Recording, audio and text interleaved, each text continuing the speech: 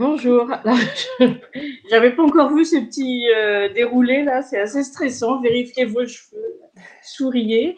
Bonjour, bienvenue, bienvenue à vous. Alors, j'invite simplement Sylvie Baudot qui va intervenir à monter sur scène. Normalement, vous avez un petit onglet qui indique monter sur scène. Voilà. Et puis donc, on va ouvrir ce webinaire donc des journées d'économie autrement, de cette édition 2020 des journées d'économie autrement.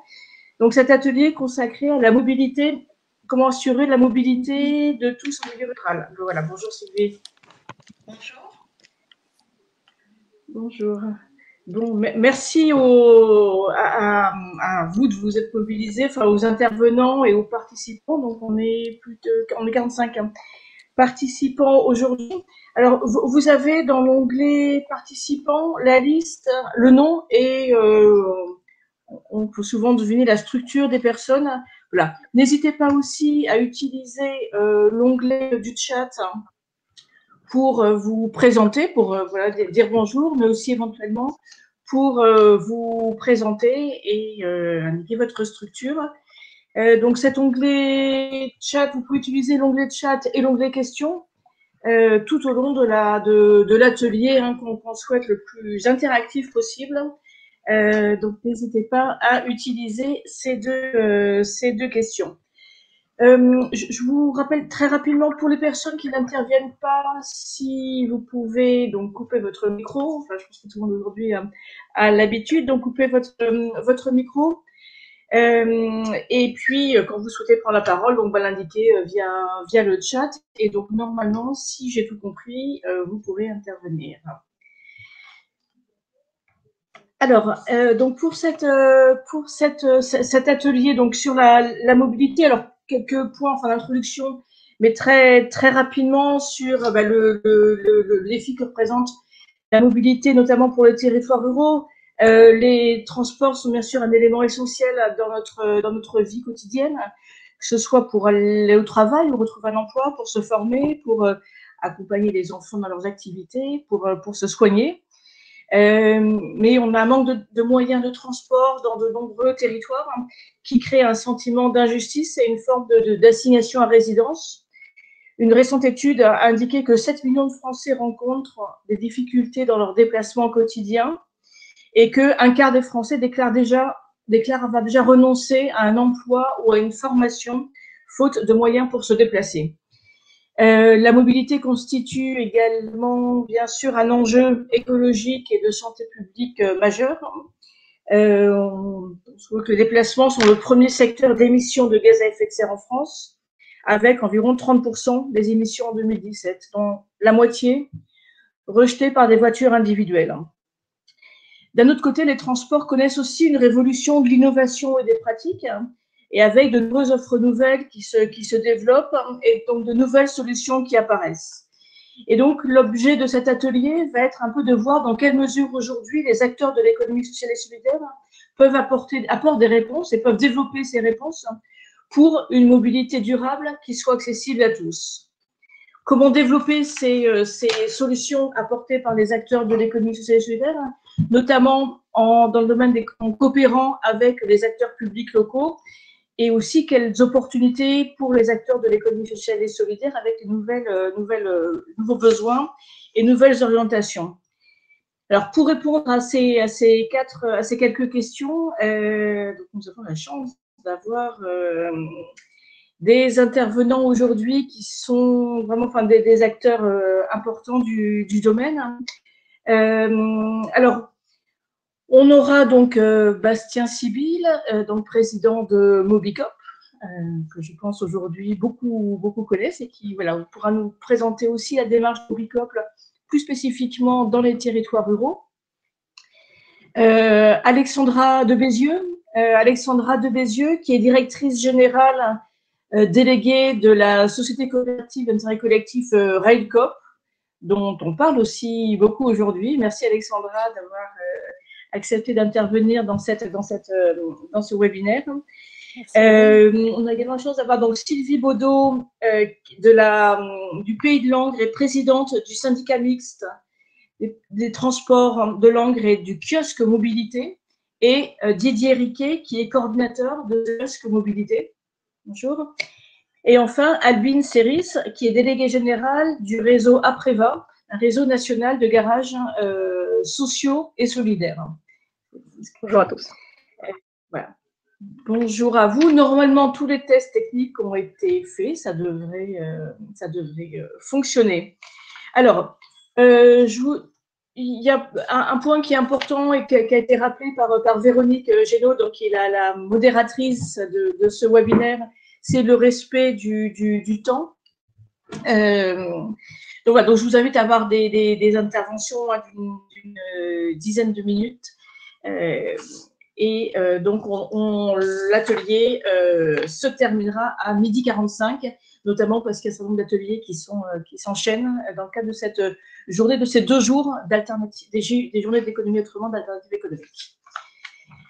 Je vous propose peut-être de commencer par aller au Pays de Langres avec Sylvie Baudot et avec Didier Riquet, ou dans une démarche de réponse à la mobilité apportée par la collectivité locale, et donc là, autour de la création d'un kiosque mobilité. Alors, Sylvie et Didier, je vous laisse présenter à la fois peut-être un peu les enjeux pour le territoire, les spécificités de votre territoire et les enjeux du territoire, et puis la façon, et puis les réponses qui ont été apportées. Et surtout, ce qui nous semblait intéressant dans la démarche du kiosque mobilité, c'est la façon dont ces réponses ont été construites avec l'ensemble des acteurs du territoire. Sylvie et Didier, je vous laisse la parole donc pour une dizaine de minutes. Très bien. Alors, on va le faire à double temps. Cet enjeu de la mobilité en milieu rural, pour nous, c'était très important, comme d'autres territoires, puisque nous avions évidemment un besoin pour nos habitants d'accéder à nos services, que ce soit les maisons de santé, les maisons de services qui sont déjà sur notre territoire et qui sont implantées sur le Pays de Langres, puisqu'il y a eu cette démarche d'initier voici déjà quasiment près de 10 ans. Et on a aussi tous les commerces de proximité, petits commerces, grandes surfaces, etc., qui elles aussi nos habitants ont besoin de s'y rendre. On a aussi toute la problématique domicile-travail qui est aussi importante, même si pour l'instant notre syndicat mixte des transports du Pays de Langres ne l'a pas encore traité. Et puis, on a toute cette attractivité touristique qui arrive avec une ville de Langres qui était jusqu'à présent ville d'art et d'histoire. Notre Pays de Langres vient aussi d'obtenir le label Pays d'art et d'histoire. Et depuis aussi quelques mois, nous avons aussi le nouveau parc national de forêt qui est aussi sur notre territoire et sur le Châtillonnais. Donc, tous ces enjeux-là d'attractivité touristique viennent aussi s'ajouter, par contre, à une adaptation au vieillissement de notre population, puisque c'est aussi un de nos marqueurs de notre zone rurale, de nos habitats diffus, c'est que la population est assez vieillissante. Et là, on doit aussi répondre à des questions donc de personnes qui sont quand même moins mobiles et qui ont besoin de ces services de transport, de mobilité pour pouvoir notamment rester à domicile le plus longtemps possible et avant d'intégrer une structure adaptée. Et notre société aussi était basée sur, sur notre pays en entier, sur de l'autosolisme, sur le 4 roues. Et c'est vrai que la dépendance à l'automobile chez nous est tout aussi prégnante que sur d'autres territoires. Et là aussi, c'est un enjeu où on essaye donc de sortir de ce principe de l'autosolisme, même si cela demandera certainement beaucoup de pédagogie et de communication dans ce sens pour changer les habitudes. Alors, derrière ceci, Lingo est arrivé, c'est-à-dire que cette volonté de centraliser les demandes et les attentes de nos populations au niveau des mobilités. Nous avons créé un kiosque de la mobilité depuis maintenant près de 5 ans. Il se trouve à Langres, qui est une porte d'entrée, et notre ville, la principale, même si elle n'a que 8000 habitants. Et ce lieu centralise toutes les informations à la fois du transport à la demande que nous avons mis en place pour nos communes et nos bourgs-centres, et également tout ce qui est information du transport urbain qui est sur Langres et ses environs. Et on l'a développé également en fort partenariat avec la ville de Langres. Et depuis quelques mois, nous accueillons donc de la billetterie SNCF. Donc, ça permet également de compléter les services offerts par la gare de Langres, qui est quand même assez excentré du centre-ville et qui est compliqué à atteindre. Donc là, on apporte un service supplémentaire. Et tout ce développement de nos nouveaux services, on l'a vraiment bâti, je ne dirais pas seul, mais vraiment avec le PETR du Pays de Langres. On l'a construit ensemble avec la ville de Langres, avec nos intercommunalités. Et c'est vraiment une démarche, je dirais, collective de territoire où on essaye d'apporter les meilleures réponses possibles. Donc, je pense que Didier peut continuer. Oui. Développement de nouvelles mobilités qui sont actuellement, on essaye d'offrir un bouquet de nouvelles mobilités. Donc l'idée vraiment est que sur le territoire, il y a déjà un service de transport à la demande qui est mis en place depuis une douzaine d'années. Il est apparu qu'il avait aussi besoin d'avoir, en termes d'information, pouvoir avoir un lieu ressource. Donc c'est comme ça qu'a été créé le kiosque de la mobilité, donc il y a maintenant bientôt 5 ans, qui se décline aussi sur Internet, donc pour centraliser les informations sur la mobilité en Pays de Langres. Donc, si Madame Baudot a parlé de la billetterie SNCF, donc la billetterie SNCF, on est à la fois relais en termes du réseau de transport urbain qui existe sur Langres. Ce lieu se veut vraiment un lieu ressource en termes de mobilité sur le territoire, que ce soit sur des services qui sont mis directement en place par notre syndicat ou par d'autres opérateurs comme la SNCF ou la ville de Langres. L'idée, à partir de ça, c'est de pouvoir aussi développer des services. Donc, historiquement, on a un transport à la demande depuis déjà une douzaine d'années sur le territoire, donc qui permet de rabattre 4 demi-journées par semaine les habitants du Pays de Langres sur Langres et Saint-Jaume afin d'accéder au commerce, à l'hôpital, aux différents points de santé ou aux maisons de services publics, par exemple, et aussi un transport à la demande gare qui permet de rabattre sur la gare de Culmont-Chalindrey, donc qui est un nœud ferroviaire historique sur le territoire, donc 2 fois par jour, tous les jours de la semaine. Donc ce service, on a une certaine expérience, il est mis en place depuis, je le disais, une douzaine d'années, mais maintenant on sait que pour répondre aux enjeux qu'a explicité Madame Baudot en introduction, on a besoin de développer de nouveaux services.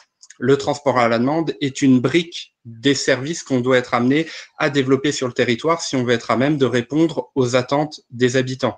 Donc, comment, avec une population qui est à la fois vieillissante, mais qui est aussi en décroissance démographique. Donc, on a ces particularités qu'on retrouve dans un certain nombre de territoires ruraux de toute façon. Donc, à partir de là, l'idée est de réussir à développer, en s'appuyant sur le kiosque de la mobilité, sur notre nouveau nom Lingo, des nouveaux services de mobilité à l'échelle du territoire pour ses habitants.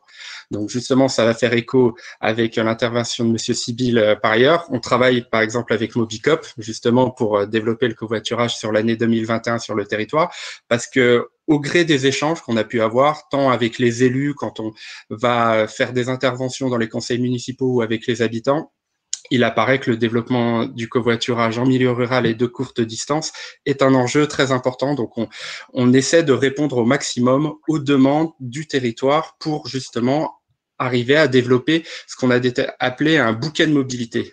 L'idée est que le transport à la demande répond à certains types de besoins pour certains types de déplacements.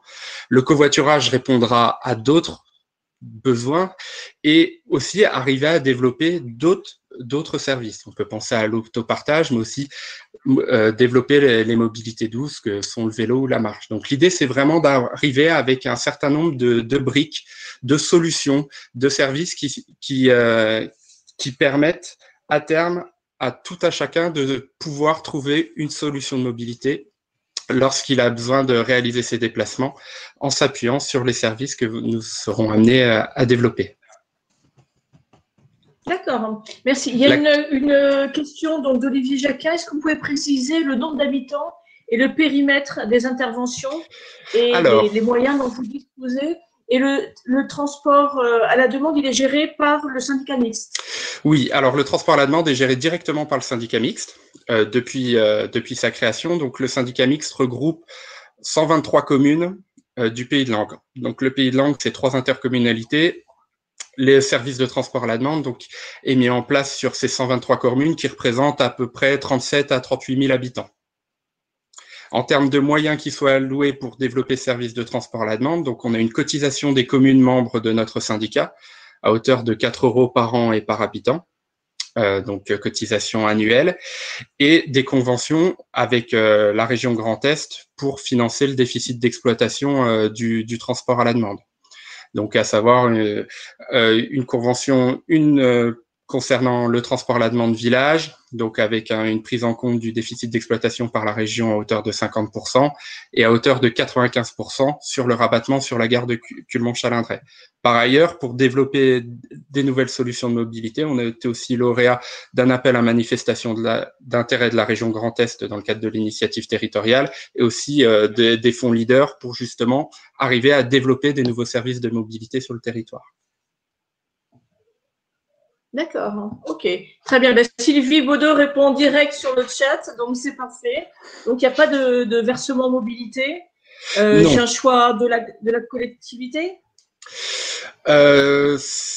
Pour ce qui est du TAD, il n'y a pas de versement mobilité, mais même au niveau de la ville de Langres, donc comme je le disais, où il y a un réseau de bus urbains, donc la ville de Langres, c'est à peu près 8 000 habitants, il y a un réseau de bus urbains, mais il n'y a pas non plus de versement mobilité mis en place.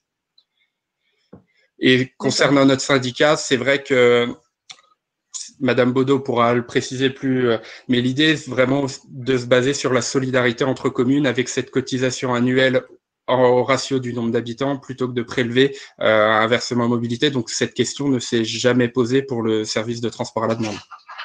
Non, pour l'instant non. C'est vrai que nous n'avons pas un tissu non plus industriel et économique très dense. Et même si on souhaitait prélever de la mobilité, du versement mobilité, le montant ne serait pas très élevé. Et au vu du contexte actuel aussi au niveau économique, c'est quand même pas très simple chez nous comme ailleurs. Pour l'instant, on ne s'était jamais vraiment axé sur cette possibilité, mais on a plus parié sur la solidarité entre collectivités pour financer le service. D'accord. Et on complète par une billetterie aussi qui représente environ 10% de nos ressources et qui, elle, est basée sur un tarif unique par rapport au trajet. Donc, nous sommes à 3 € du trajet sur nos transports à la demande, que ce soit pour desservir les gares ou pour desservir les bourgs-centres et les villages.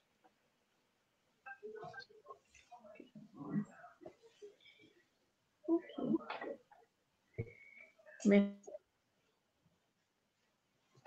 enfin, pour l'instant, j'en vois pas sur le chat. Olivier Jacquin, votre dernière question, c'était combien? Alors, je ne sais pas si à quoi faisait référence ce combien, et si on a répondu. Voilà, n'hésitez pas à demander des précisions sur le chat ou à intervenir. Ok. Et est-ce que par rapport à d'autres territoires de la région Grand Est, est-ce que il y a des caractéristiques de ce kiosque mobilité de votre territoire? Est-ce que vous avez pu identifier un peu les conditions de réussite? Pourquoi est-ce que ça a pu se mettre en place sur votre territoire? C'est une histoire assez ancienne, puisque ce kiosque de la mobilité, à la base, c'est une idée donc d'une association qui s'appelle Déplace sur notre territoire et qui est un petit peu un catalyseur, un récepteur des attentes du citoyen lambda. Et on avait bâti ce projet un petit peu en concertation depuis au moins une dizaine d'années avec eux. Et par ailleurs, on s'était déplacé sur d'autres territoires, je dirais méridionaux de notre pays. Et on avait vu que ce système de kiosque de mobilité pouvait être très intéressant dans des endroits notamment ruraux un peu denses. Et il a fallu aussi le temps que financièrement et que dans les esprits, ça s'installe et que cette collaboration, nous, à la ville de Langres, puisse se faire. Et c'est vrai que ça nous a pris, je dirais, quasiment 4 à 5 ans pour installer ce kiosque de la mobilité.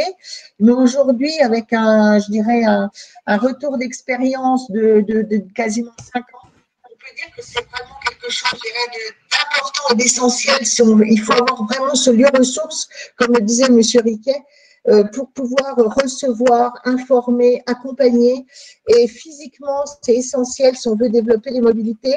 Pour moi, tous les réseaux sociaux, même s'ils sont super importants, Internet et tous les moyens, les applis qu'on peut avoir aujourd'hui, ne remplaceront jamais le contact humain et l'échange que certains ont besoin. On n'a pas forcément que des populations connectées, on a aussi des seniors chez nous qui ne sont pas tous non plus à l'aise avec l'outil numérique. Et ce kiosque de la mobilité, véritablement, on se rend compte aussi que les personnes fragiles, on reçoit aussi des demandeurs d'asile qui sont sur l'encre, des personnes qui ont quand même des revenus parfois qui sont un peu élevés. Et c'est vrai que là, on les accompagne véritablement.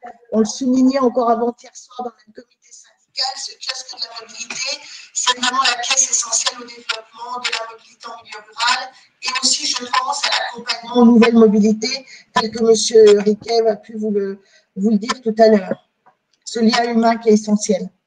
Alors, j'ai vu quelques questions sur le chat. Je vais essayer d'y répondre rapidement parce que je vois qu'on dépasse. Pour répondre à Madame Beko-Anso sur les raisons de la non-adhésion de certaines communes.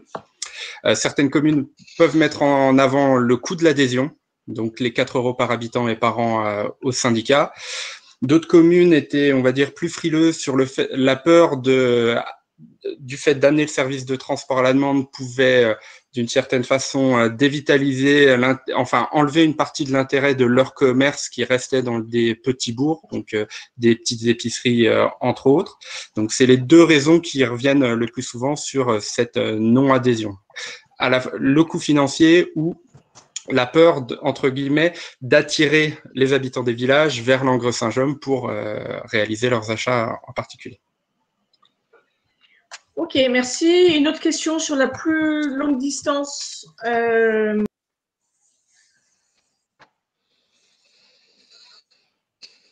Ah, nous avons perdu l'animatrice, donc je vais... pour le VM, le versement mobilité, Monsieur Jacquin, il y a une étude qui est menée actuellement par le PETR, justement par rapport à la prise de compétences mobilité. La dernière estimation, elle est assez grossière, mais ce serait entre 160 000 et 240 000 € par an. Et Madame Classine, sur des relais ou permanences dans les autres communes ou pôles locaux, pour l'instant, non. Après, c'est vrai qu'on s'appuie, donc on a un comité syndical, on a plus de 120 délégués, on s'appuie sur nos délégués dans les communes pour être le relais de la bonne parole, on va dire, et promouvoir tant les services qui sont mis en place déjà sur le territoire et aussi nous faire remonter les questions et justement les besoins des habitants des communes. Ok. Merci beaucoup. Je vous propose peut-être qu'on donne la parole à Albin Seris. Est-ce que, je ne sais pas, Didier Riquet, Sylvie Baudot, si vous avez la possibilité d'indiquer vos coordonnées pour que les personnes qui auraient des questions plus précises puissent revenir vers vous, et peut-être le site de la plateforme Ligo. Ligo, très bien. Je note tout ça dans le chat. Super, merci beaucoup. Merci beaucoup. Merci Sylvie et Didier. Je vous propose alors d'écouter une autre type d'expérience et de réponse, c'est les garages solidaires, avec donc Albin Seris du réseau Apreva. On a plus l'habitude de voir ces expériences de garages solidaires en milieu rural, notamment dans les quartiers politiques de la ville. Mais le réseau Apreva a aussi développé des garages solidaires en milieu rural. Alors, moi, je ne vois plus Albin Seris. Je ne sais pas si vous la voyez, vous. Ah. Oui. Alors, très bien. Alors, c'est peut-être la bande passante en filaire. Donc, Albin Seris, peut-être si vous pouvez présenter rapidement le principe des garages solidaires et puis les spécificités des garages solidaires en milieu rural à partir de l'expérience du réseau Apreva. Très bien. C'est parti. Les garages solidaires, en fait, ça existe depuis les années 80 et il y a eu une sorte de nouveau mouvement à partir des années 2000-2010, donc avec une nouvelle génération de garages solidaires qui se sont créés. Le constat de base, c'était qu'effectivement, l'entretien d'un véhicule, ça coûte de plus en plus cher. Et en même temps, pour l'insertion professionnelle notamment, on a de plus en plus besoin d'avoir recours aux déplacements, et notamment déplacements par voiture, parce que la distance domicile-travail n'a fait que s'agrandir ces dernières années. En plus, les métiers les plus précaires et les plus accessibles sont souvent ceux où on a besoin d'une voiture pour y aller, parce que ce sont des horaires décalés, du travail de nuit, des zones agricoles ou industrielles, donc non desservies par les transports en commun. Donc effectivement, la voiture, malheureusement, encore aujourd'hui, est un atout, est un outil plutôt qui est très important pour l'insertion sociale et professionnelle. Et donc les garages solidaires essayent de répondre à ce besoin-là pour que ces personnes puissent entretenir leur véhicule, disposer d'un véhicule pour effectivement reprendre pied, avoir ou se maintenir dans l'emploi et la formation. Donc ça, c'est l'idée de base des garages solidaires, qui sont la plupart sous forme associative, en tout cas issus de l'économie sociale et solidaire. Ce sont aussi souvent des structures d'insertion, donc qui accueillent des personnes éloignées de l'emploi sur des métiers de mécanique. Donc du coup, on a une double finalité sociale finalement dans ces garages solidaires qui font de l'insertion par l'insertion pour l'insertion. Donc que proposent ces garages solidaires? Évidemment, donc la réparation, l'entretien des véhicules, mais aussi bien souvent la location de véhicules également. Ça peut être aussi des services annexes, vous en parliez juste avant dans l'intervention juste avant, donc de transport à la demande, de transport d'utilité sociale. On peut aussi avoir du conseil en mobilité, l'orientation vers d'autres professionnels, que ce soit dans le milieu social ou dans le milieu des transports, selon la situation de la personne. Et donc, effectivement, ces garages solidaires, on va les retrouver aussi bien en milieu périurbain, dans les quartiers politiques de la ville, mais aussi, bien sûr, en milieu rural, puisqu'on a encore, évidemment, vous le savez, une forte dépendance, une dépendance encore accrue en milieu rural à la voiture par rapport au milieu urbain. Donc, les spécificités, effectivement, des garages en milieu rural, la première, c'est évidemment cette dépendance à la voiture, mais ça va être aussi parfois un tissu d'artisans garagistes qui peut être fragilisé. Bien souvent, hein, même s'ils ont des entreprises qui ne sont pas spécialement de l'économie sociale et solidaire, mais des entreprises classiques, les artisans essayent eux-mêmes de faire à leur échelle un peu des tarifications sociales, de s'adapter à leurs clients qui n'ont pas forcément beaucoup de revenus. Et donc, c'est vraiment une des spécificités et aussi un peu une des conditions de réussite de la part des garages solidaires, c'est de ne pas venir en concurrence involontairement avec ces artisans garagistes qui parfois eux-mêmes peuvent avoir de forts enjeux pour se maintenir. Donc effectivement, voilà, on va avoir cet élément qui est très important quand on crée un garage solidaire. Également, la particularité des garages solidaires en milieu rural, c'est que justement, ils sont obligés de développer un bouquet de solutions, un peu comme ce que vous disiez juste avant, c'est un terme que nous aussi on emploie, parce que la voiture, nous, dans notre réseau de garages et de loueurs solidaires, on la voit non pas comme une fin en soi, mais comme un moyen. Et donc, effectivement, on ne peut pas se remettre uniquement au fait de posséder une voiture pour être autonome. Il y a aussi, bien sûr, d'autres solutions, parce que parfois, on a des personnes qui ne peuvent pas conduire, des personnes en situation de handicap ou qui sont âgées ou qui n'ont pas le permis. Donc, il faut aussi pouvoir proposer plusieurs solutions et d'être plutôt un relais mobilité sur un territoire que simplement une prestation à bas coût. Ça, c'est vraiment ce qui va différencier un garage solidaire d'un garage classique, finalement. Donc, effectivement, et c'est aussi fois une condition de réussite un peu si on veut monter un garage solidaire, c'est qu'il faut pouvoir proposer un ensemble de solutions, soit par soi-même en développant ses services, soit en concluant des partenariats avec d'autres associations ou les collectivités ou des entreprises qui opèrent ces autres services.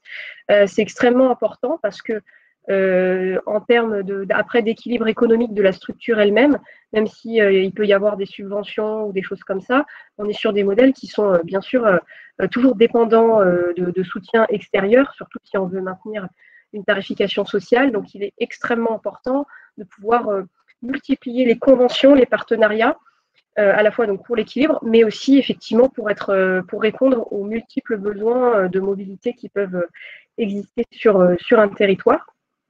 Peut-être une précision par rapport au garage solidaire. Effectivement, il s'adresse en priorité à un public défini par des critères de revenus ou qui est orienté par d'autres partenaires comme le Pôle emploi ou les missions locales, etc. Ils peuvent aussi être ouverts à tous, mais à ce moment-là avec une tarification différenciée, encore une fois pour ne pas faire de concurrence déloyale vis-à-vis du secteur des garages traditionnels. Voilà un petit peu ce que je pouvais vous dire dans le désordre. Peut-être un petit mot sur le réseau Apreva que je représente. C'est un réseau donc, de garages et de loueurs solidaires. Nous sommes 25 adhérents du Nord-Pas-de-Calais jusqu'aux Pyrénées-Orientales, avec quelques petits trous dans la raquette. Et effectivement, notre objet, c'est justement de faire de l'échange de bonnes pratiques, de faire des conventions également au national pour renforcer, développer ces garages qui répondent toujours mieux aux besoins des personnes. Et effectivement, l'orientation la prise de conscience depuis 2 ans, c'est également la dimension environnementale, puisqu'encore une fois, pour nous, la voiture est un moyen et n'est pas une fin en soi. Et on essaye de travailler à des dispositifs qui permettent d'avoir des mobilités qui sont plus partagées, plus douces. Et quand on est obligé de prendre sa voiture, eh ben, effectivement, peut-être de favoriser à ce moment-là l'autopartage ou le covoiturage pour limiter l'impact environnemental, mais aussi effectivement proposer plus de solutions. Si tout le monde propose des places de covoiturage ou met à disposition sa voiture quand il n'en a pas besoin, eh ben, ça fait aussi plus de solutions sur le territoire pour des personnes qui ne possèdent pas de voiture. Voilà un petit peu ce que je pouvais vous dire. Voilà, c'était à peu près la présentation. J'ai essayé de tenir le timing. Parfait. Merci beaucoup, Albine. N'hésitez pas à poser des questions. Et est-ce que vous intervenez à la demande de collectivités, par exemple? Est-ce que le réseau peut intervenir à la demande de collectivités ou d'associations locales qui souhaitent développer un garage? Est-ce qu'il y a une mission un peu d'appui, d'accompagnement pour des projets émergents? Absolument, c'est notre objet social. C'est notre objet social, donc on le fait. Et en plus, ça nous permet nous-mêmes, en tant que réseau, d'exister et d'avoir des salariés, puisque pour information, la cotisation, elle est de 100 € par an. Donc, c'est pas comme ça que voilà, on peut fonctionner en autonomie. Donc, on intervient en fait dès l'amont, par exemple avec les collectivités sur des études d'opportunité, de faisabilité, où justement on va pouvoir interroger l'existant local, le secteur commercial, mais aussi les autres acteurs de la mobilité. Après, on va être vraiment sur l'opérationnel pour faire des scénarios juridiques, économiques de la meilleure forme que pourrait prendre le potentiel garage solidaire. Et après, on peut aussi intervenir vraiment au moment de l'ouverture sur du transfert de compétences, de la formation des salariés sur la spécificité de la gestion, par exemple, d'une flotte en location sociale ou de la gestion d'un atelier en insertion. Donc, sur tous les jalons du projet, on peut intervenir, que ce soit avec les associations ou les collectivités. D'accord. Merci beaucoup. Merci beaucoup, Albine. Je propose alors peut-être de prendre une question et de la poser à ceux qui veulent et de la poser à Bastien Sibylle pour la présentation qui enchaînera sur la présentation de Mobicop. C'est donc une question sur un constat que la voiture en milieu rural reste un outil clé. Et que pensez-vous de la méthanisation qui permet de la production de biométhane et donc une amélioration de la résilience des territoires ruraux et de plus-value environnementale? Est-ce que vous avez les uns et les autres un avis, une réflexion sur la question? Moi, si je peux intervenir, effectivement, alors en ce qui nous concerne, nous, on réfléchit aussi à peut-être la transformation des véhicules thermiques, parfois qui peuvent, alors pas forcément avec la méthanisation, mais aussi potentiellement avec l'éthanol. Donc, en tout cas, c'est des réflexions technologiques. La méthanisation, nous, on le voit peut-être comme un outil effectivement énergétique parmi d'autres. En ce qui nous concerne, on avait un adhérent qui était dans le Lot où il y avait eu quand même un problème environnemental lié à une usine de méthanisation. Donc, on est un peu prudent aussi sur cette éventuelle source d'énergie. Mais pourquoi pas? Ok, merci. Je sais pas si... Est-ce que Bastien, alors, plus généralement sur la présentation de Mobicop, peut-être sur ce sujet, puisque j'imagine que c'est aussi des sujets qui t'intéresse. Donc Mobicop, déjà une plateforme coopérative, qu'est-ce que ça veut dire, hein? C'est vrai qu'on commence à en parler de plus en plus. C'est pas forcément toujours très clair. Et puis sur la façon dont Mobicop travaille les territoires ruraux, ça a déjà été rapidement évoqué par le Pays de Langres. Est-ce que tu peux nous présenter Mobicop? Eh bien, très volontiers. D'abord, merci beaucoup pour l'invitation ce matin. Je suis vraiment très heureux d'être avec vous. Je vois dans la liste des participants beaucoup de noms connus et dont certains sont importants dans notre démarche. Donc, je suis d'autant plus ravi d'être là ce matin. Écoutez, et alors notamment rebondissant sur les deux précédentes interventions, je pense que je vais présenter évidemment Mobicop et puis dire quelques mots sur l'enjeu des plateformes coopératives parce que c'est vrai que c'est un sujet qui est aujourd'hui assez actuel, mais je voudrais vite rentrer sur les questions de mobilité solidaire qui sont au cœur de nos discussions ce matin autour des enjeux dans les zones rurales. Donc Mobicop, effectivement, c'est une plateforme coopérative de partage de la mobilité. On agit sur deux grands types de partage. D'abord, le covoiturage, que tout le monde connaît, et puis la mobilité solidaire, que je développerai dans quelques instants. On regroupe un peu plus de 450 000 comptes utilisateurs qui sont répartis de façon d'ailleurs assez paritaire entre nos plateformes territoriales et notre plateforme nationale, puisque nous agissons à la fois sur l'ensemble du territoire français via la plateforme nationale mobicop.fr, mais aussi sur des plateformes régionales que nous développons pour les territoires et à toutes les échelles. Nous travaillons pour 4 régions, nous travaillons pour des grandes métropoles comme le Grand Lyon, etc. Nous travaillons pour des territoires de plus petite dimension, mais qui sont aussi au cœur de notre raison d'être et ce qui vient d'être développé par le Pays de Langres, je pense, atteste de l'importance de cette action au plus proche des territoires. Alors, quelle est la différence, pour répondre à ta question, Anne-Laure, entre une plateforme coopérative et une plateforme non coopérative? La différence essentielle, c'est que la plateforme coopérative est portée par une coopérative. Je dirais, c'est sans doute la façon la plus simple de le dire. Mais une fois qu'on a dit ça, on n'a pas dit grand-chose. Qu'est-ce qui fait que nous, plateformes coopératives, nous sommes différents d'autres grandes plateformes numériques qui ne sont pas coopératives? D'abord, nous essayons de ne pas extraire la valeur de la communauté qui la produit. C'est-à-dire, là, on parle de partage de mobilité, essayer de ne pas ponctionner les gens qui, tous les jours, font un acte de solidarité fort, parce que ouvrir sa voiture, c'est un acte de solidarité fort, et bien de ne pas aller prélever une commission sur ces citoyens et ces citoyennes qui s'engagent dans le partage de leur mobilité. Donc ça, c'est un premier élément, ne pas ponctionner, ne pas prélever, ne pas sortir la valeur des territoires et des hommes et des femmes qui sont engagés dans des actes de collaboration. Deuxièmement, dans la façon dont on le fait, eh bien, nos infrastructures sont en logiciel libre. Alors, ça a l'air peut-être un peu technique, mais ça ne l'est pas. Ça veut dire que les territoires pour lesquels nous travaillons, demain, peuvent travailler indépendamment de nous parce qu'ils ont le code source, ils peuvent accéder au code source qui leur permet de partager leur mobilité sur leur territoire. C'est donc un élément de résilience des territoires, et c'est très important. Dans le même ordre d'idées, nous travaillons sur les questions de coopératives de données, c'est-à-dire comment est-ce qu'on fait de la donnée un bien commun. Et on voit bien, nous qui travaillons avec beaucoup de territoires, que le fait de réussir à mettre en lien différentes échelles territoriales autour de la donnée, c'est un sujet tout à fait crucial. Et puis enfin, et après, je vais vraiment passer à la mobilité solidaire parce que c'est ça dont il faut qu'on se parle plus. Mais enfin, il y a la question de la gouvernance.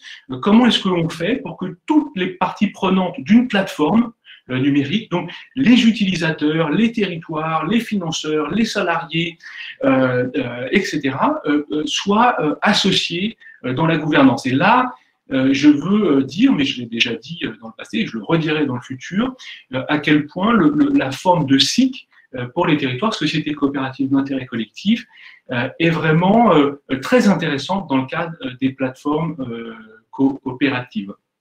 Je finis sur ce segment-là parce que, une fois que j'ai dit ça, eh bien, l'enjeu de la mobilité solidaire, c'est-à-dire l'enjeu du partage de la mobilité grâce à des plateformes, qu'elles soient coopératives ou non d'ailleurs, sur des territoires qui sont trop peu densément peuplés pour qu'on ait suffisamment d'offres et de demandes pour que des mécanismes de partage de la mobilité du type de celui qu'on connaît par exemple sur Blablacar puissent avoir lieu.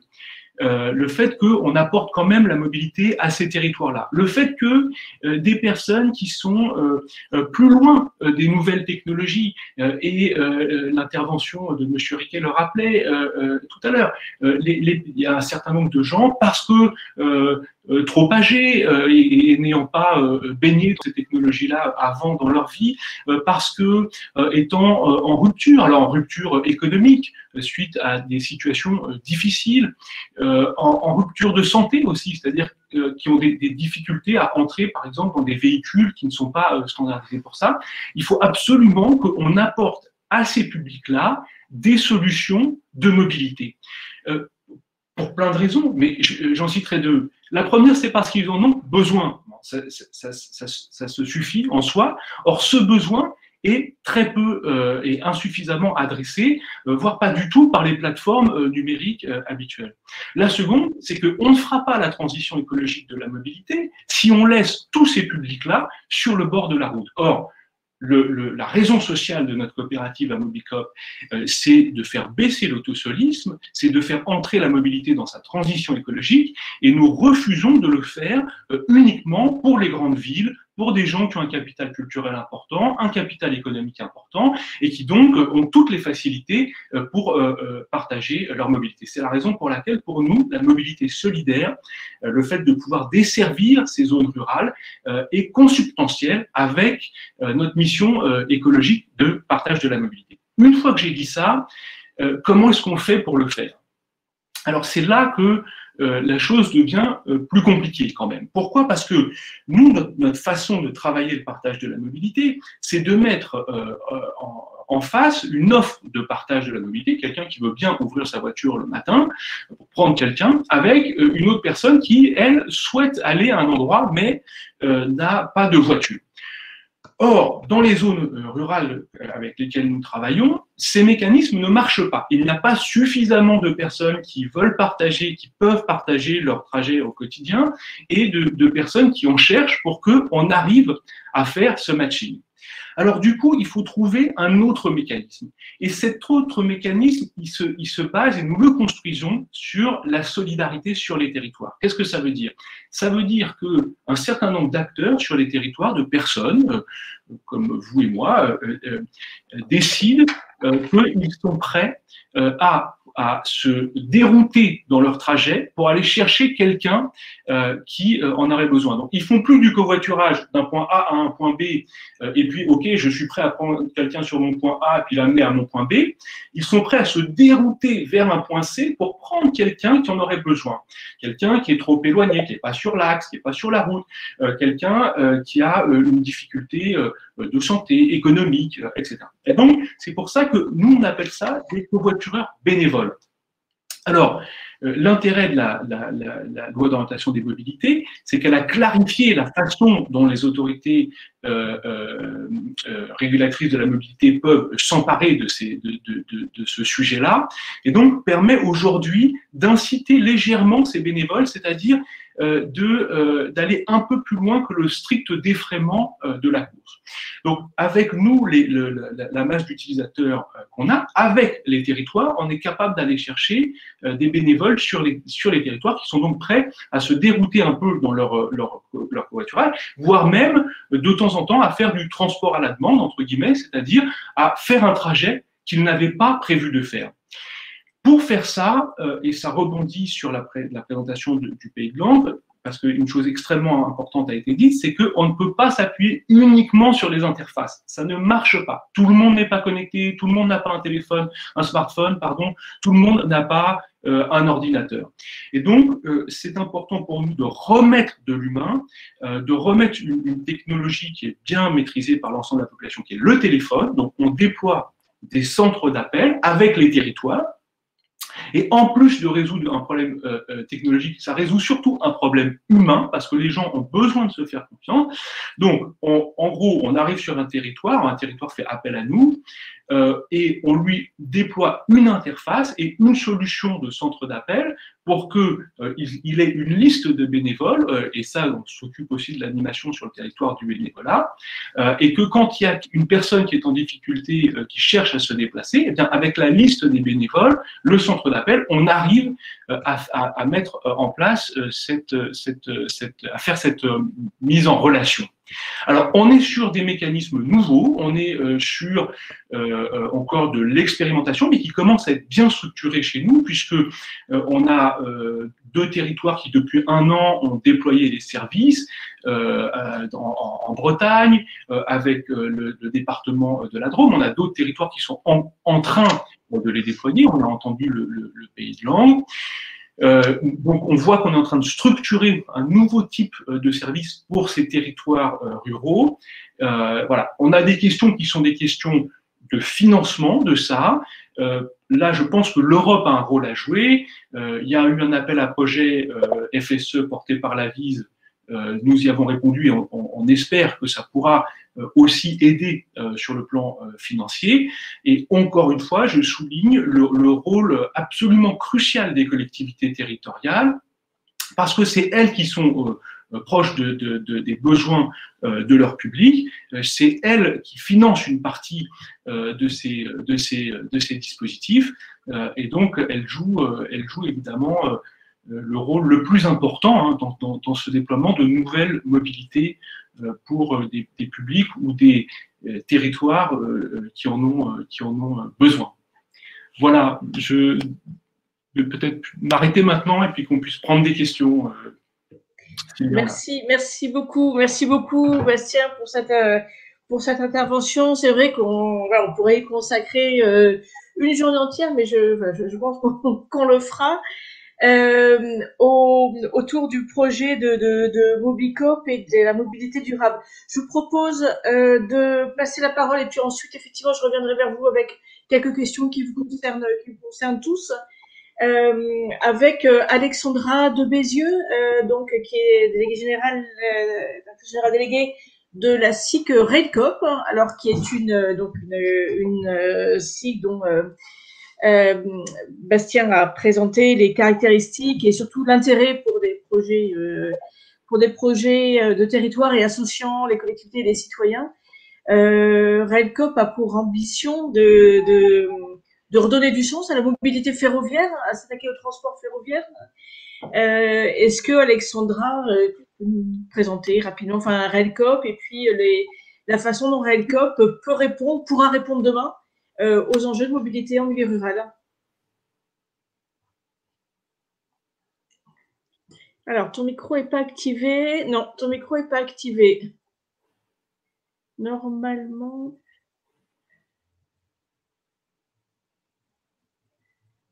Non, on ne t'entend pas.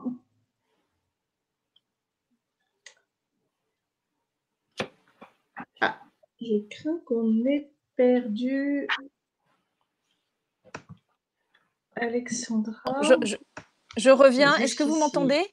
Ah ben voilà, Alexandra qui oui, revient. Oui, super. Bonjour, excusez-moi, je n'arrivais pas à activer mon micro. Oui, merci Anne-Laure.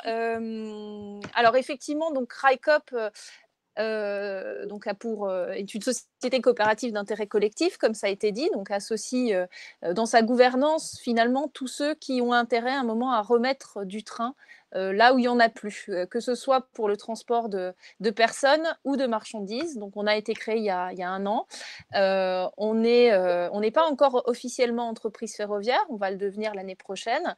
Mais donc, effectivement, notre objectif, c'est bien de développer la mobilité. Alors, à la fois la mobilité ferroviaire, à la fois sur des grandes transversales, donc des liaisons province-province, c'est-à-dire que d'aller vraiment aujourd'hui où les grands opérateurs, l'opérateur historique, en l'occurrence la SNCF, ou d'autres opérateurs demain, à l'aune de l'ouverture à la concurrence, ne vont pas forcément aller. Donc, c'est-à-dire qu'aujourd'hui, quand on regarde un petit peu ce qui se passe sur le transport de personnes, on a essentiellement de la grande vitesse, des radiales Paris-Province, et vous avez un petit peu de desserte, bien évidemment, via les TER notamment qui existent dans les territoires, qui sont subventionnés par les régions.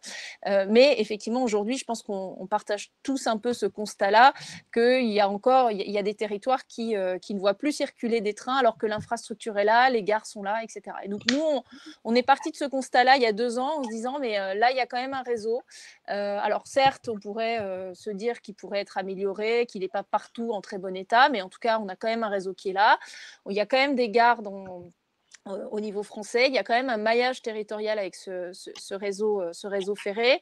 Et donc, on s'est dit, mais qu'est-ce qu'on pourrait faire de ça? Et c'est comme ça qu'est né RICOP, en se disant, et d'ailleurs, si je reviens même à l'origine, vraiment aux toutes premières réflexions de RICOP, c'était vraiment de se dire, donc c'était un petit groupe de personnes situées dans le Lot, c'était de se dire, mais justement, voilà, on vient s'installer dans un territoire rural, avec effectivement, je voyais tout à l'heure dans le chat, c'est vrai que c'est tout le paradoxe, c'est-à-dire avec une certaine ambition de retrouver une qualité de vie à la campagne et tout ça. Et puis finalement, on est obligé d'avoir une voiture individuelle. Voilà. Et donc, il y a quand même un paradoxe. Et donc, on s'est dit, qu'est-ce qu'on pourrait imaginer pour reconnecter finalement ces territoires ruraux avec un système de mobilité qui soit finalement le moins carboné possible. Et le train reste quand même une des solutions aujourd'hui, mis à part bien évidemment le vélo, la marche à pied, mais en tout cas, ça fait partie des solutions de mobilité les moins carbonées. Donc, c'est comme ça qu'est né le projet RICOP, avec vraiment cette ambition de se dire, développons le maillage ferroviaire français, proposons des services pour reconnecter les territoires, pour renforcer la mobilité de certains territoires, mais aussi, et ça fera peut-être l'objet du débat après en deuxième partie, mais je pense qu'il y a aussi un sujet, et c'est là où le train peut apporter une solution. Il y a l'enjeu de la mobilité dans les territoires ruraux, mais il y a aussi quelque part l'enjeu de la non-mobilité. C'est-à-dire que quelque part, le train, et en tout cas c'est notre vision, peut permettre d'apporter un certain nombre de biens ou de services dans les territoires, et c'est toute la réflexion aujourd'hui qu'on a, par exemple, qu'on mène avec le territoire de Ghana, dans l'Allier, qui est devenu sociétaire de RICOP, autour de la gare de Ghana, et où on est en train de se dire, mais qu'est-ce qu'on peut développer là sur ce territoire en termes de services?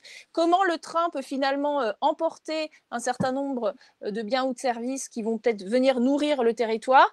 On a un cercle de travail qui a été monté au sein de la coopérative sur ces sujets-là, qui s'appelle Train réinventé, nouveaux services en gare, qui associe par exemple une association qui est sociétaire de RICOP. Donc c'est aussi pour vous montrer la diversité du sociétariat et comment cette intelligence collective se crée autour d'un outil qui est le train. Une association qui s'appelle le Livre réinventé, qui travaille justement sur l'accès aux livres, à la culture dans les territoires ruraux.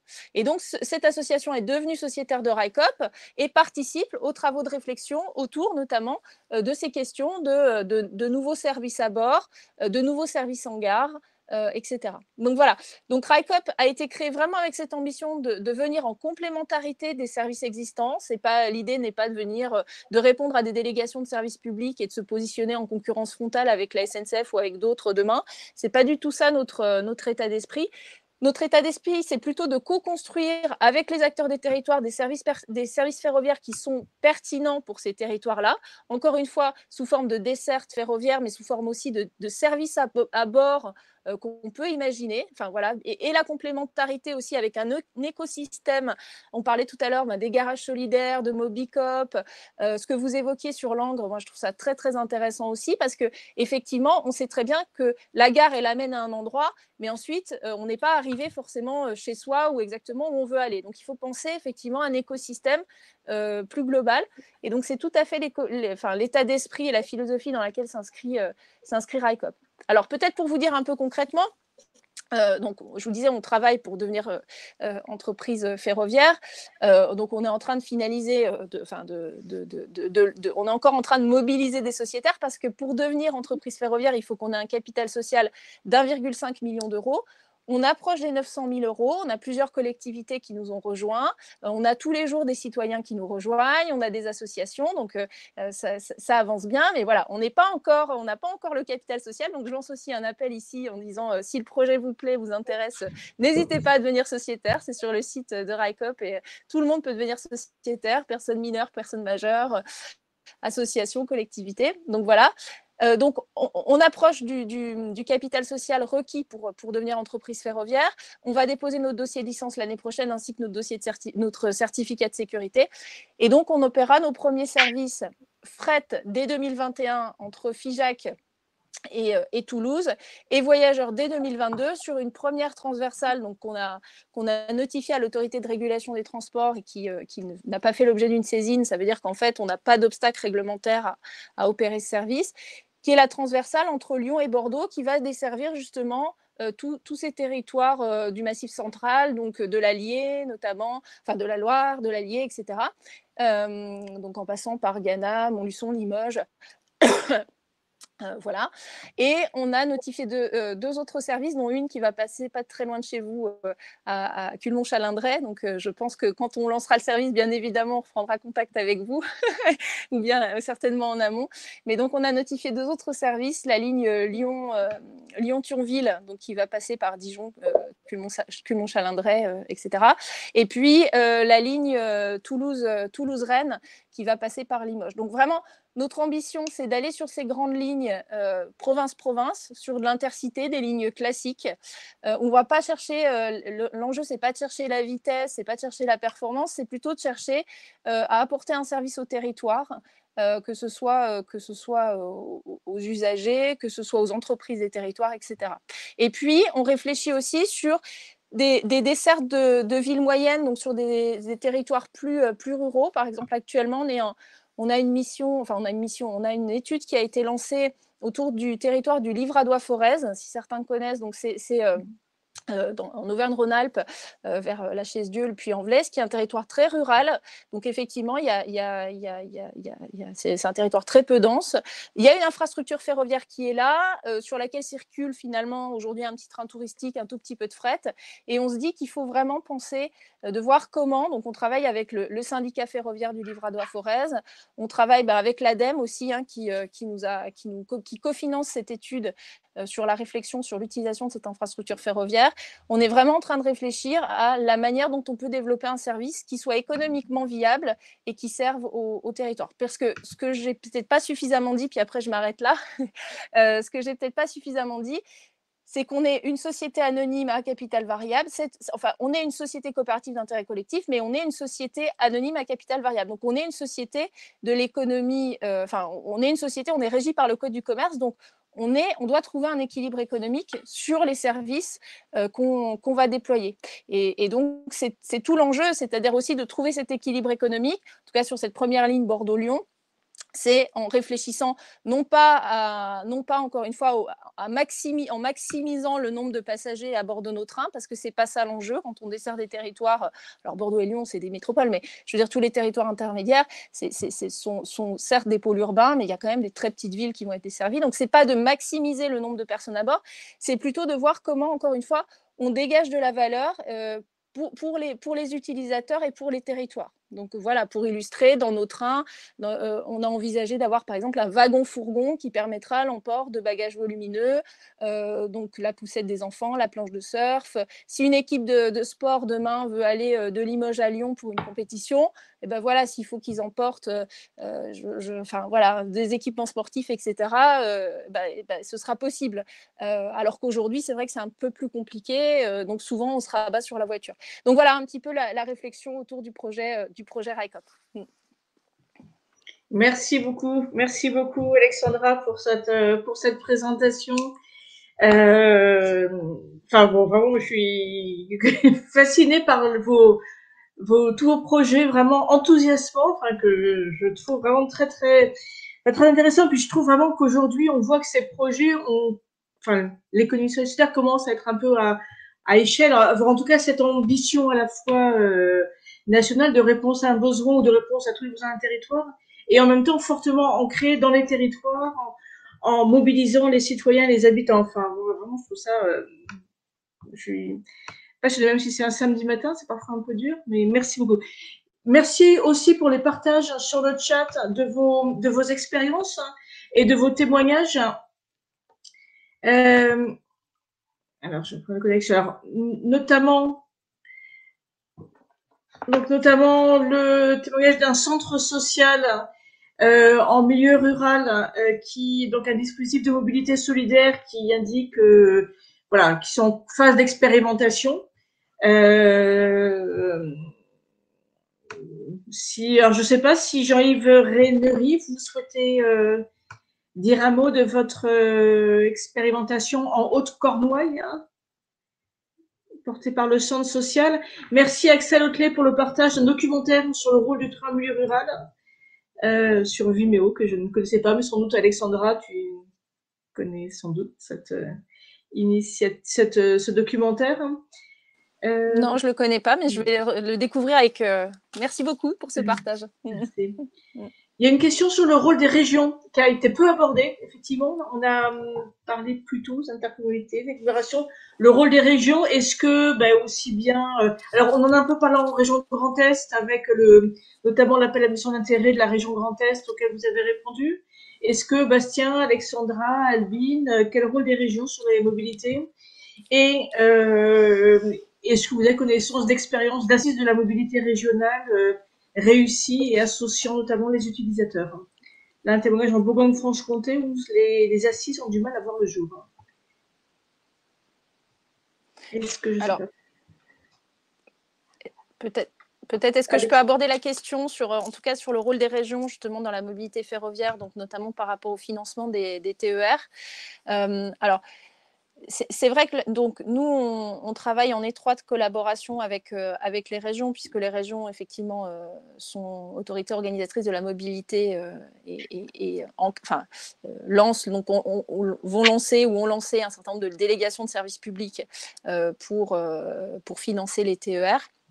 Donc, alors, la question est assez générale. Sur les assises de la mobilité, moi, je ne pourrais pas répondre, mais en tout cas, peut-être juste pour dire, nous, ce qu'on fait quand on travaille avec les régions, donc sur la ligne Bordeaux-Lyon, pour bien comprendre, et c'était le sens de ta question, Anne-Laure, en préparant cet entretien, comment on était complémentaire du service public, donc j'y reviens.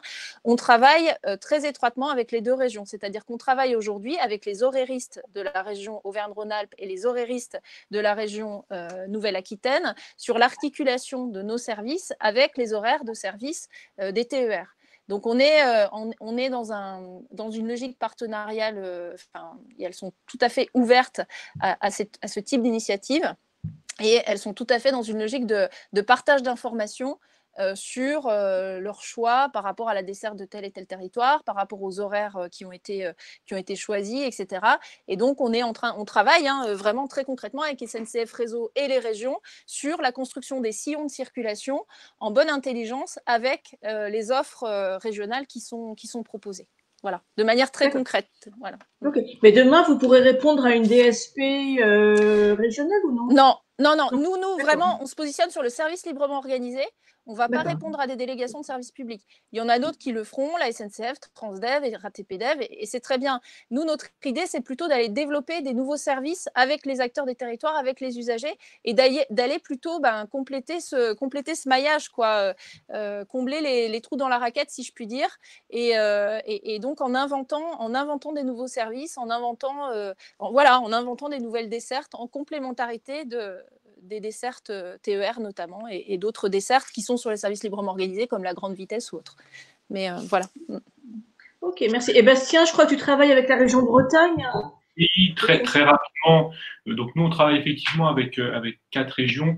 Moi, il y a 2 choses, je pense qu'on peut dire à ce niveau. D'abord, pour ce qui concerne nous, le covoiturage, c'est vrai que la région est une échelle territoriale qui est intéressante parce qu'elle met en œuvre plusieurs types de covoiturage, moyenne et longue distance, au sein d'une région, parce que c'est quand même des covoiturages, ce qui peut être assez conséquent. Et puis, bien sûr, la mobilité du quotidien, le covoiturage du quotidien, qui sont en fait 2 choses très différentes. Covoiturage moyenne longue distance et covoiturage du quotidien, c'est pas du tout les mêmes approches. Voilà. Bon. L'échelle territoriale est en elle-même intéressante. Là où, et c'est mon deuxième point, là où le rôle de la région est particulièrement structurant et intéressant, c'est quand elle arrive à emmener avec elle les autres échelles de territoire, les autres niveaux territoriaux. Et c'est vrai que dans l'Ouest, la région Bretagne, mais aussi le département du Finistère, les métropoles Rennes, Brest, etc. Et puis, il y en a 70 dans leur regroupement, je ne vais pas toutes les citer, mais on réussit à s'articuler pour offrir une vraie offre de partage des mobilités qui puisse descendre selon les granularités des trajets qui sont effectués. Et c'est vrai que là, la région a un rôle d'intelligence collective à jouer en emmenant les territoires, en créant du lien, en amorçant des dispositifs. Merci. Merci beaucoup. Il y avait une question sur la gratuité des transports en commun, alors qui est une question plus générale. Pensez-vous que la mise en œuvre d'une gratuité des transports en commun permettrait d'infléchir les comportements autour de l'utilisation de la voiture en espace rural?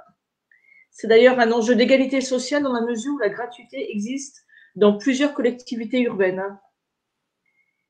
Est-ce que vous avez connaissance de territoires ruraux où la gratuité existe? Moi, je ne connais pas de territoire ruraux où la gratuité existe. Je connais la ville de Dunkerque où la gratuité a été mise en place et c'est un succès, et il faut le dire. Je ne connais pas de territoires ruraux. Je ne sais pas si le Pays de Langres, vous avez connaissance, non donc nous, sur le Pays de Langres, non. Je sais qu'il y a une ville qui fait à peu près la taille de Langres qui s'appelle Bernay, qui a mis en place la gratuité, mais on est sur du transport qui est quand même urbain, certes sur des villes de très petite taille, hein, mais tout dépend si on entend par gratuité dans l'urbain au sens dans la ville-centre d'un territoire ou entre les différents bourgs de taille différente sur le territoire. Ou pour le coup, là, j'ai pas de retour par rapport à, par exemple, un système de transport à la demande qui serait mis de façon gratuite. Je n'ai pas de retour d'expérience à ce sujet-là. Et peut-être juste pour compléter, parce que ça fait partie vraiment de cette question de la mobilité, qu'on appelle maintenant de plus en plus la mobilité solidaire. C'est comment est-ce que les collectivités peuvent s'appuyer sur de la mobilité individuelle pour la transformer en un mode de déplacement public et du coup venir subventionner selon le type de public ciblé, donc selon les politiques publiques destinées à certaines catégories de population, des personnes qui sont au RSA, des personnes qui sont au chômage, des personnes qui ont une certaine tranche d'âge, et donc qui vont pouvoir venir payer de la mobilité qui n'est pas du transport en commun, et le transport en commun reste l'horizon le meilleur pour la question écologique, mais qui quand même permet d'accéder à de la mobilité, parfois de façon gratuite ou quasi gratuite, selon la politique publique qui cible le public en question. Oui. Je compléterai aussi effectivement en disant que c'est la grande avancée de cette LOM, c'est qu'au moins on a c'est rentré dans la loi, ne serait-ce que le concept de mobilité solidaire, et que c'est aussi vraiment une opportunité pour arrêter d'opposer d'un seul coup justement d'un côté tout ce qui va être transport délégué par la puissance publique, les transports en commun, etc., et les initiatives portées par des acteurs comme des associations ou des collectifs.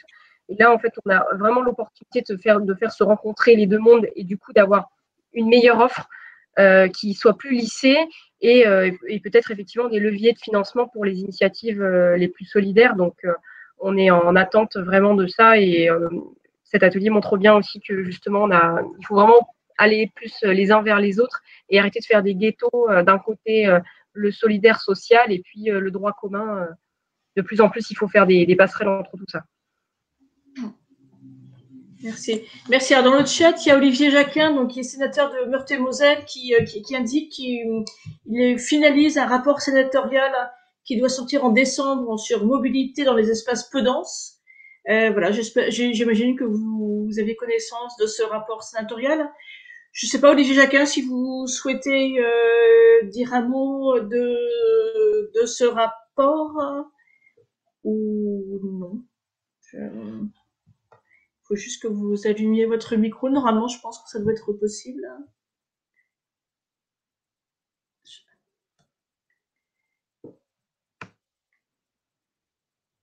Bon, bah écoutez, je ne sais pas si Jacqueline est toujours là.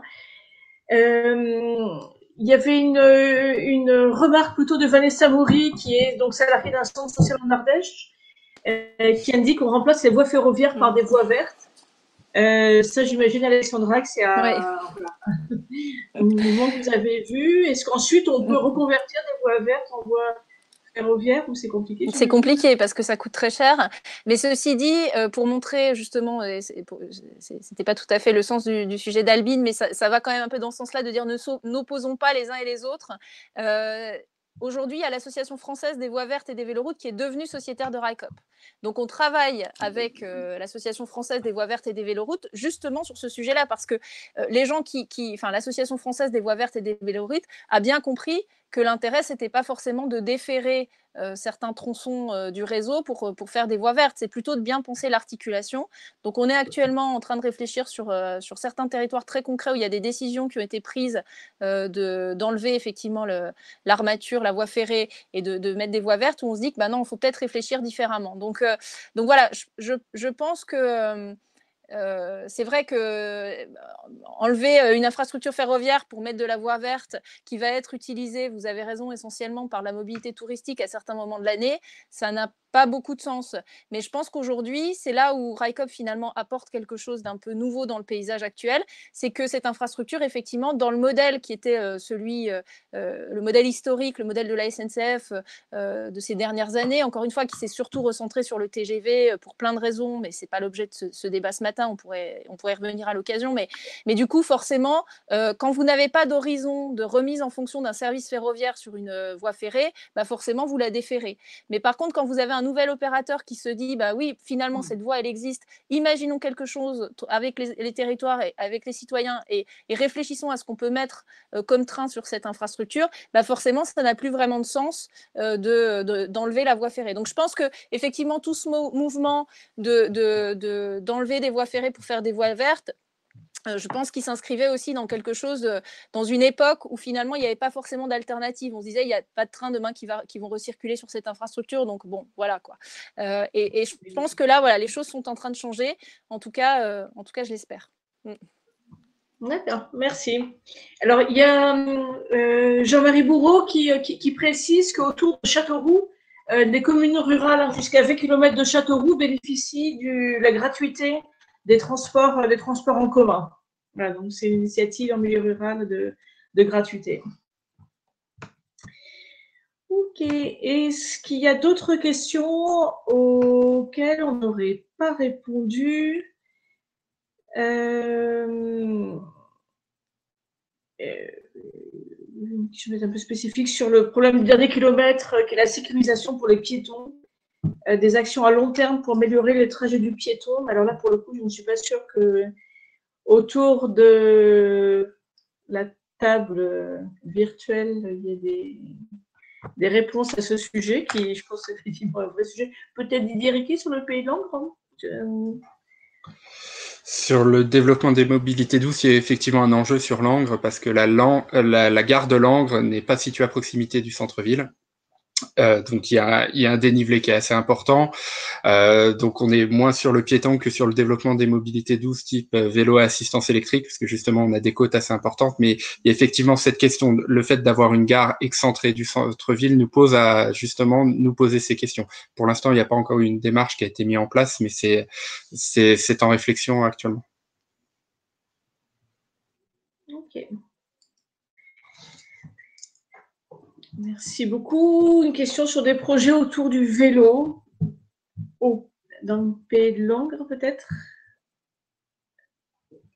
Alors c'est vrai que on n'a pas abordé, illustré par des initiatives autour du vélo, mais ouais. Sur le vélo, je dirais qu'on en est qu'au balbutiement, au début, sur la question du vélo au niveau du territoire du Pays de Langres. Il y a déjà quelques pistes cyclables qui peuvent exister, mais on n'a pas encore un schéma directeur en termes de politique cyclable à l'échelle du pays. Mais c'est vrai que le potentiel des vélos électriques est encore aujourd'hui à explorer complètement au milieu rural. Hein. Le funiculaire à Langres, a dit Lionel Détineau. Oui, le funiculaire, parce qu'historiquement, il y avait un funiculaire qui desservait le centre-ville jusqu'à la gare de Langres en contrebas, qui a arrêté de circuler au début des années 70. Mais c'est vrai qu'historiquement, avant, on avait eu une solution qui a marché pendant une grande partie du XXe siècle. Ok, merci beaucoup. Sur, Il est 45. pardon. Je vais vous donner un mot, voilà, la parole, un dernier mot à chacun. Merci vraiment beaucoup pour vos interventions.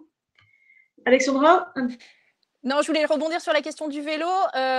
Encore une fois, la place du vélo dans les trains et l'articulation train-vélo est extrêmement importante. Donc ça fait partie aussi des choses. Je reviens un peu sur ce que je disais aussi tout à l'heure, mais c'est vrai que par exemple ce wagon-fourgon qu'on ambitionne d'avoir dans nos trains, c'est vraiment aussi pour permettre l'emport de vélos, de vélos cargo, de vélos un peu compliqués, pas forcément seulement des vélos pliables, etc. Donc c'est vraiment aussi ça, et c'est toute la réflexion qu'on a.